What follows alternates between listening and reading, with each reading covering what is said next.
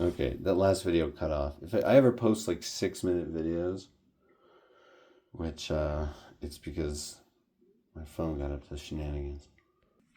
This looks like some new agey stuff, but sometimes I like that stuff. Mirror, Mask, and Shadow, the risks and rewards of self-acceptance.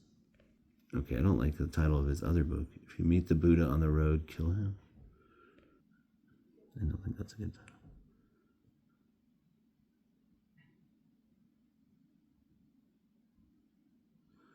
Wow. Ban some New Age books. Yeah, it is New Age. Wow. The New Age. That's the part of the West people don't think about. It's a very strange part. I have known it since childhood because when I was a kid and living in Bayfield, Colorado, we had a P.O. box in Durango, our family.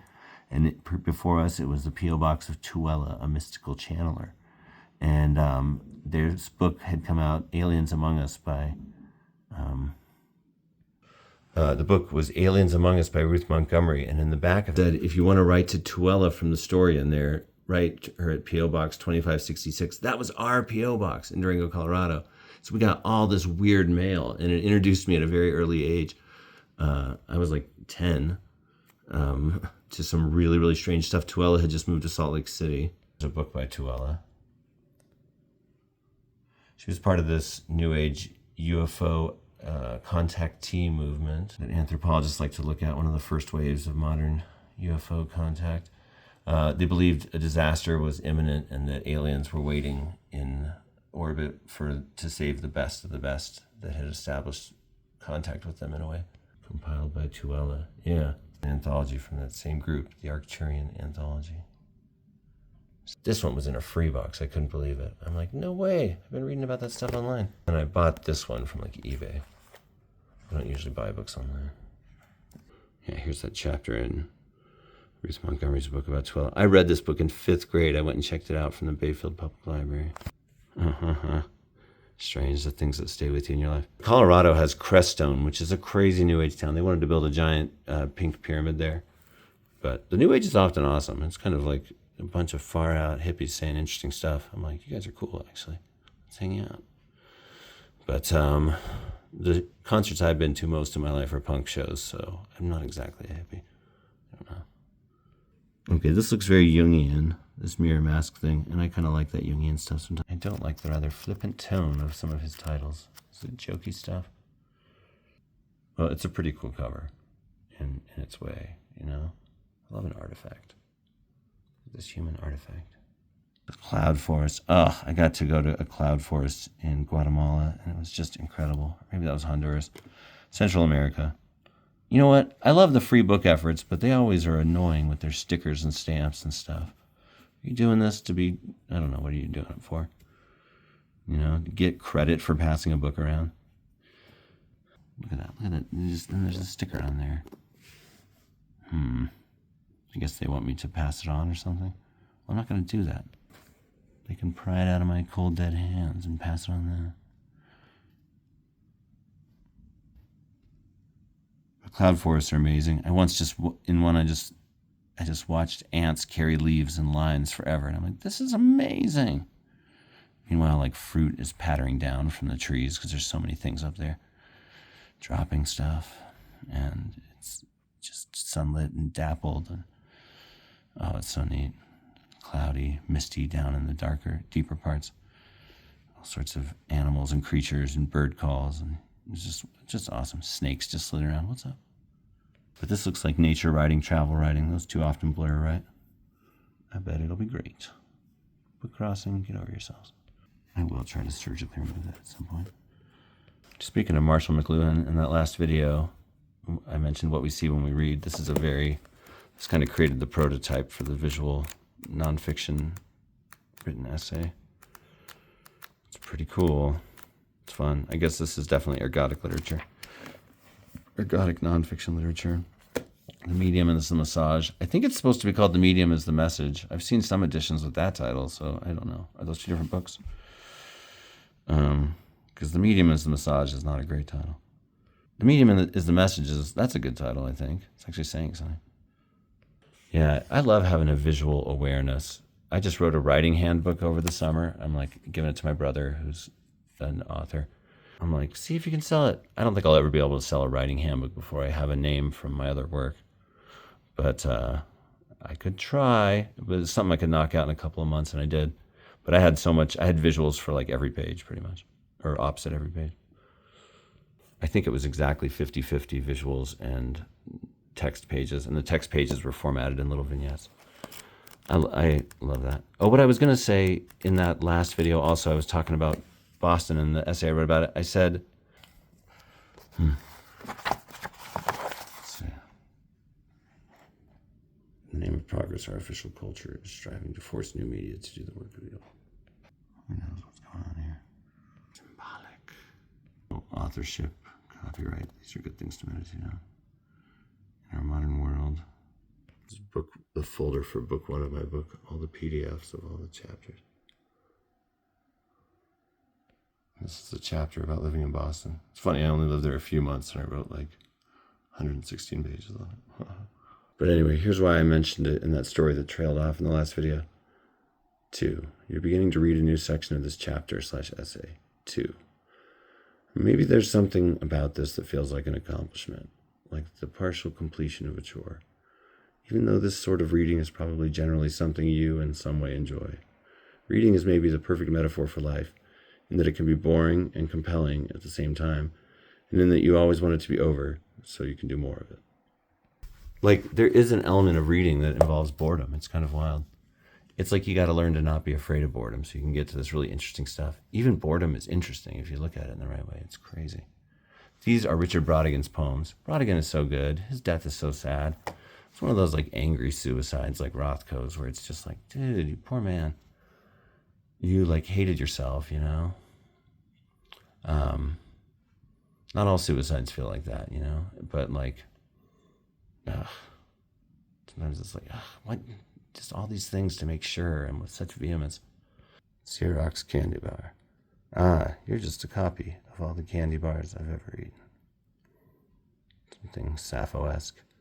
Sappho by way of a Bazooka Chum wrapper. Bazooka Joe. Brautigan's books all look kind of cool. They kind of remind me of like Smith's album covers, just like a photo and text. The Pill versus the Spring Hill Mine Disaster. The selected poems 57 to 68 of Brautigan. Author of Trout Fishing in America, The Abortion in Watermelon Sugar, Rommel Drives in Deep into Egypt, Ridgeland. Well, I'm glad there's still books by him I haven't read, because I've read others and some of these. But, they're not making any more. I'm kind of more interested in Boswell writing about Samuel Johnson. Like, that's such a funny, interesting experiment to me. Look at this creepy guy lurking in the corner of the screen. Dude, just... Okay, Samuel Johnson. But, he was supposedly a pretty good writer. The History of Rasselas, Prince of Abyssinia. Maybe this would be good to read alongside Boswell's Life of Samuel Johnson. I felt drawn to this. At some point, I'm pretty sure it's going to telepathically force me to do some sort of blood ritual. So I'd just like to apologize in advance for where this channel goes in the next while. But this looks incredible. I mean, art, ancient art, an ancient little-known world, the Aztecs of Mexico, incredible. Ugh. But this guy does give me the heebie-jeebies. Oh, and there's old stuff. Old stuff drives me wild. I love it. At a high school here in Albuquerque, they have this display case in their library. I don't understand it's there. Yes, it's an old high school going back to the 40s, but anyway, they've got like sandals and vases and all sorts of things from ancient Syria from like 2,000 years ago. I'm like, how do you have this? It like stands in a column of never vanishing light. It's just like this amazing thing that has this weight of this other time and world there. It's crazy. Every time I'm in that library, I'm like, how are there kids texting next to that? Just all these things from elsewhere.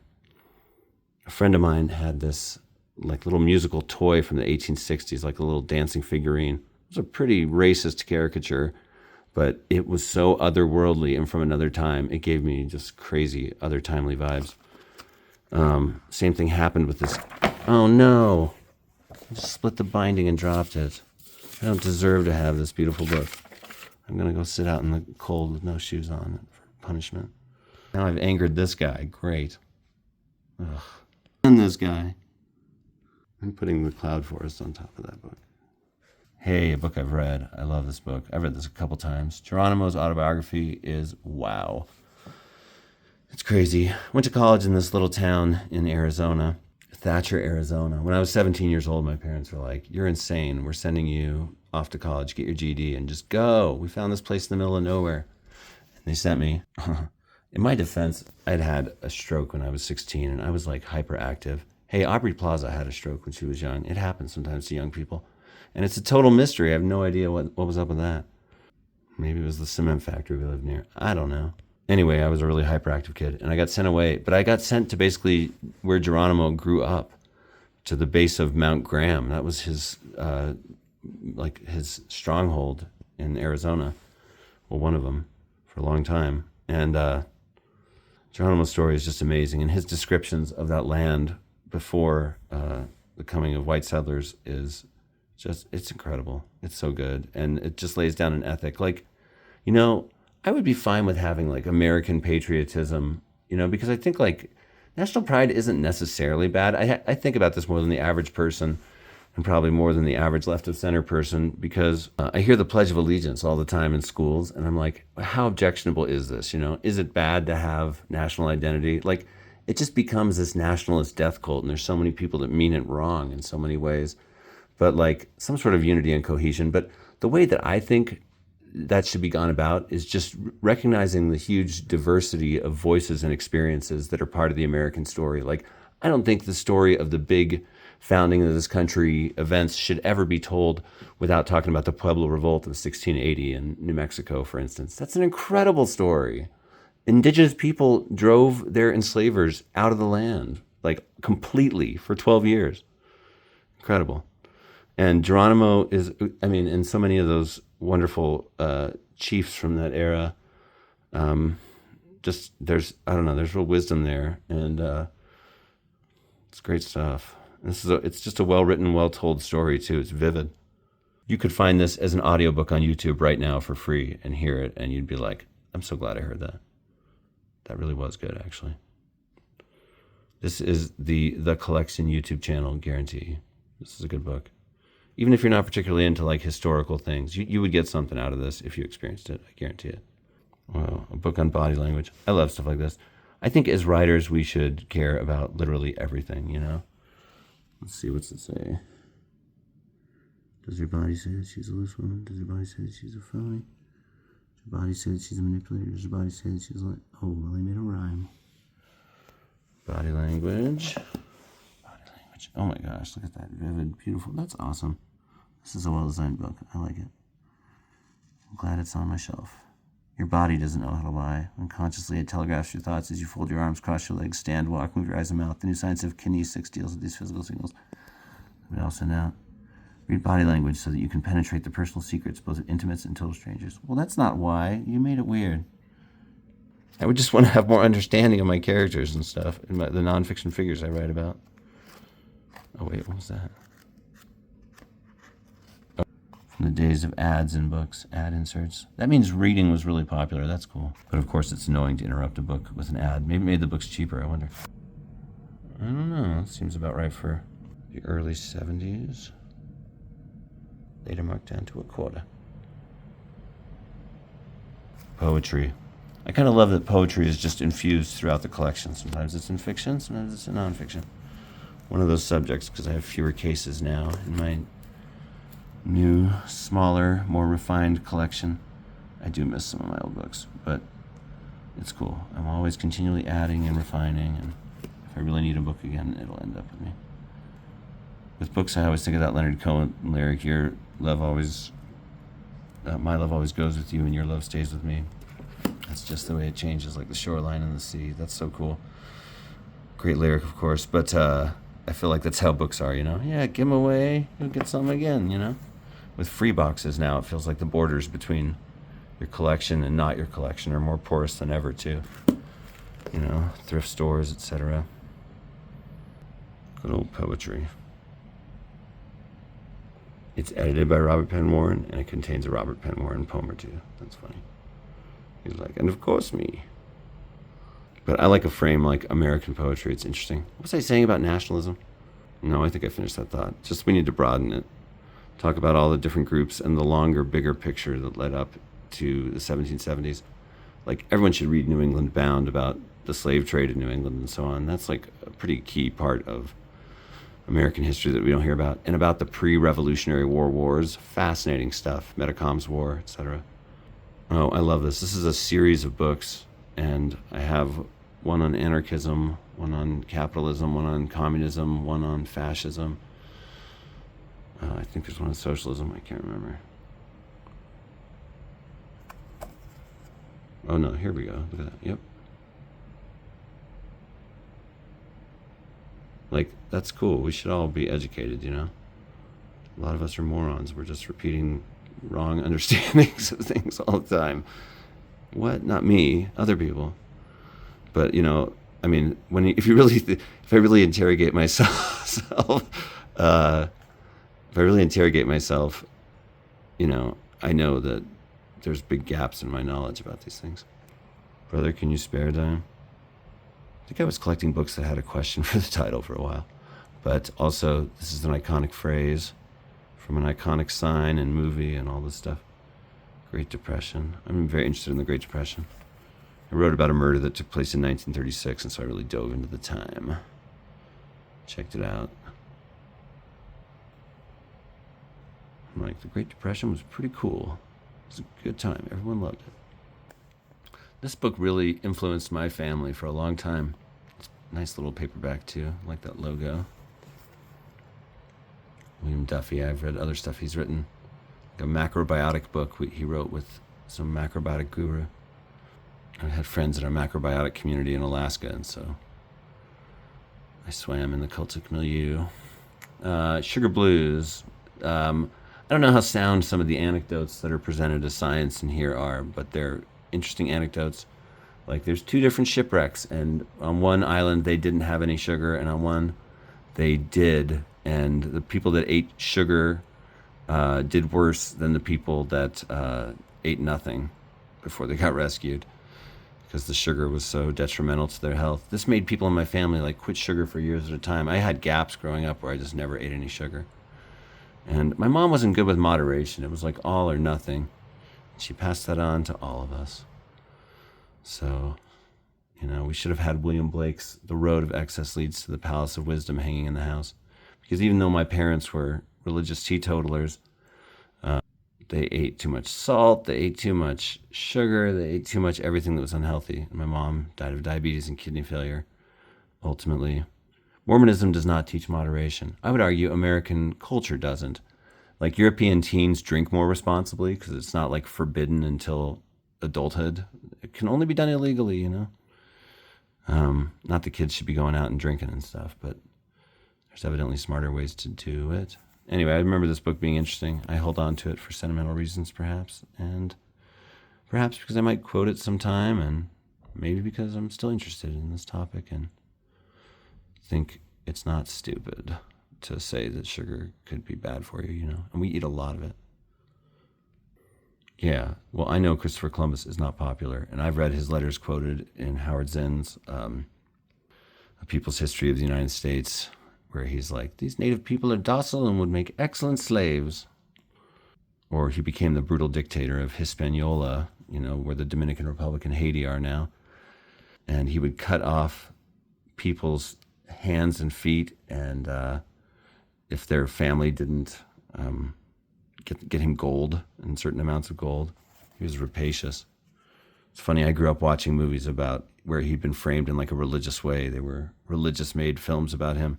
And it was like he would always pray, and then his prayers would be answered, and he'd discover America. And he was so nice, everyone loved him. Indigenous Peoples Day. Oh, he flinched. Got him a biography of Benjamin Franklin. You know, I've read a lot about Benjamin Franklin, and I have to say, I think he was pretty cool. He was like, I don't know, he was the OG literary American. And I mean, Washington Irving was the first American to make a living as an author, but you know, he had anthologies and newspapers and wrote this autobiography and all kinds of stuff. Got out of here. He went to France for like most of the rest of his life. Apparently, he had a secret life of debauchery as well. But never heard anything too damning. Just that he was a wild man. Discovered electricity. That's cool. What? And the glass harmonica, not the harmonica, but a lathe of glass wheels that you get wet and play with your fingers. Wrote like this really reputable almanac that he knows what you did last summer. Faulkner in the university. Class conferences at the University of Virginia. Oh yeah, he was a university guy. This is a nice, like very solid looking paperback. I like the basics like this. Look at that. Good fonts, good colors. Very cool. Feels real, you know. Vintage. Vintage, you make a nice book. You really do. Good job. Good job, everybody. Take the afternoon off. Oh, I guess that's the rest of that shelf. And probably good too, because this video is 21 minutes. In conclusion, books are cool. And there are some book covers you should not make direct eye contact with, because they will stay with you. And remember, do not follow where the path may lead. Talk to each other. Isolation is not conducive to peace. I love no name. Sorry, wrong number. All you can lose is your heart. Archers to the front. Go instead where there is no path and leave a trail. It's fun to do that with a room sometime. If you're ever stuck in a room and you're just bored, look around at all the signs on the walls or whatever and arrange it into a poem. And you'll find that wherever you are, it typically has a voice, you know? Because humans are speaking through their surroundings. They felt the need to put whatever text out there for whatever reason. So maybe that's some part of our collective unconscious. I feel like I've picked up on some big patterns and stuff doing that sort of a thing. But I am insane. Hey, thank you all for following. I don't know that anyone watches a video to its end, but if you do, that's awesome. Thank you. And, you know, let's keep fighting the good fight. Being human beings in a crazy world and still caring about good stuff like art and literature and self-expression and empathy and humanity and all that stuff, everything good that literature represents, and just writing. You know, Interstellar's right. The best thing humans have ever done is our compact across the generations with each other to create and grow. And much of that is artistic. Some of it's scientific. It's all beautiful and I love it. And it's fun talking about it with you all. Sorry, I'm just not a casual person a lot, you know. A little extra, I've been told. But, you know, my students are kind of finally starting to get that. I feel like a little more accepted by them, you know. They chill a bit. They'll actually freaking read when I read. I do have crotchety old things to say about current generations, though. Some checked out folks. But today I got to be in a little student movie. I had to say, Lamar, your attitude has been poor in all your classes and your group. Something like that. I got it right when I filmed. Lamar, your attitude, something. Anyway, and then his friends laughed, and I was like, and you all aren't doing so much better yourselves. It was great. I'm probably going to be Oscar nominated for this thing. I'll take care of my friends. You know, always curious to hear what other people are reading and into and stuff like that. If I see people are following me, I'll check out channels and stuff. If I see things, I've watched some good videos from some of y'all. Profound things. Yeah, good stuff.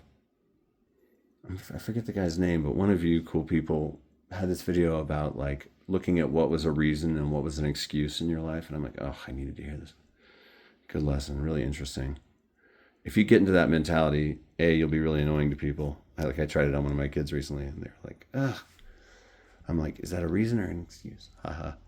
And, But I'm trying to ask myself that same sort of thing because I live so close to the edge of utter and complete ruin so often. I need to get a better job. Jeez, man. I'm like, I will barely pay rent, and then I can eat crackers. But I can't because I have a gluten allergy now, so I gotta buy expensive crackers. Anyway, it snowed today. That was nice. Have a good one. See you all.